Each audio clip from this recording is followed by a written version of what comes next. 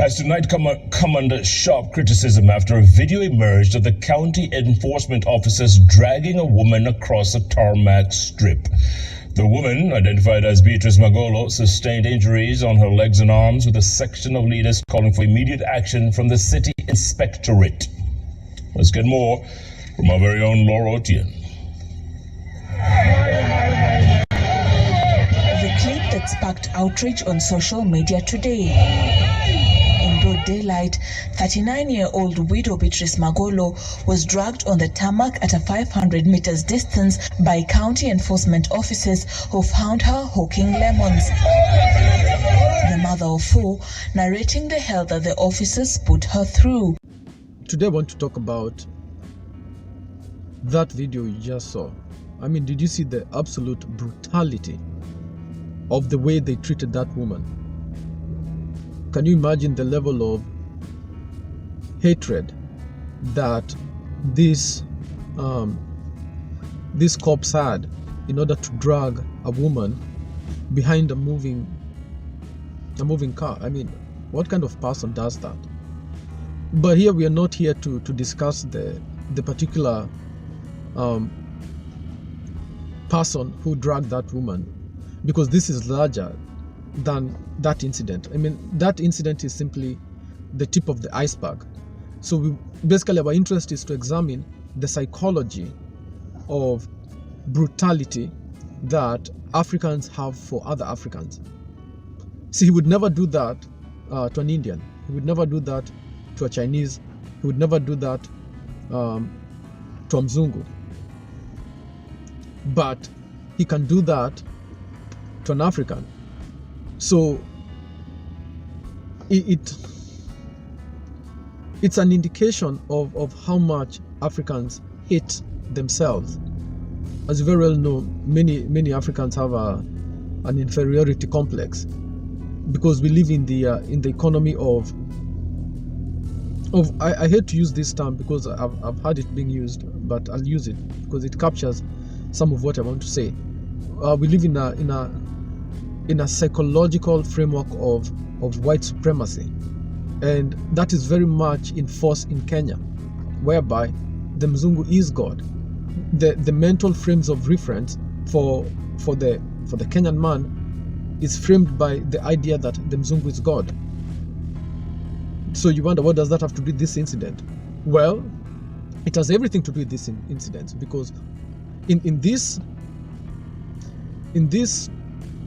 I don't know, psychological house, I know I'm not using the correct term, like in this psychological framework in which we live, this mental world in which we live, you know, think of it like a video game. If you've ever seen a video game, you enter into a world, a different world, right? It's a mental world. The video game doesn't exist in real life. It's all in your mind. So you enter into this world, and it has rules, it has regulations, it has laws, it has what you're expected to do, the expectations that the video game creator has put into that world that you're stepping into. And according to the rules that they've created, you either win or lose. Now, in Kenya, it's like a simulated reality. It's like a giant video game. And the creators of the video game is the Mzungu. And within that world, he is God, right? The minute you step into that world, there is a God, and the God is the Mzungu. He's created the framework, and he's the God of that world in a very real sense, because if you go to the temple, you're worshipping a statue of a Mzungu, right? So some of the rules of this world is all love, all adoration, all glory goes to who? Goes to God. But God is a Mzungu. Are you seeing? So for the African man who is living in this framework, this mental framework, all love, adoration has to go to who?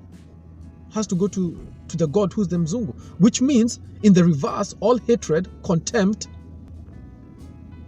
aggression, brutality has to be directed to who? To the African. Because in this mental world, everything that is good is Mzungu. Everything that's bad is African. He would never do that. He would never drag a Mzungu woman behind the pickup truck. He would never do that, right? We all know that. Why? Because in that world, you cannot do that to God. Essentially, that's what we mean. And ultimately, this is the issue of the self-hatred that Africans manifest towards Africans. The extent of brutality that Africans display towards other Africans can clearly be seen in this situation. And so, ultimately, the issue here is not necessarily police brutality. The issue is why and at who is that brutality directed? So it goes back to that mentality of self-hatred. And the level of hatred is so bad that now it's a human rights issue. Africans violate other Africans horrifically. I mean, the stories that come out of Kenya sometimes are just shocking. And by comparison, I can give you many comparisons of whereby Europeans commit crimes in Kenya and such a thing never happens to them. Whatever crime they commit, they can get away with it. Right? But this lady, I think her crime was, according to the video, was that she's a hawker. She's poor, she's a peddler. And so already she's very poor, having to live the life of peddling things. And she was peddling at, I guess, the wrong place. And this is the official response of the government, to drag her behind a pickup truck.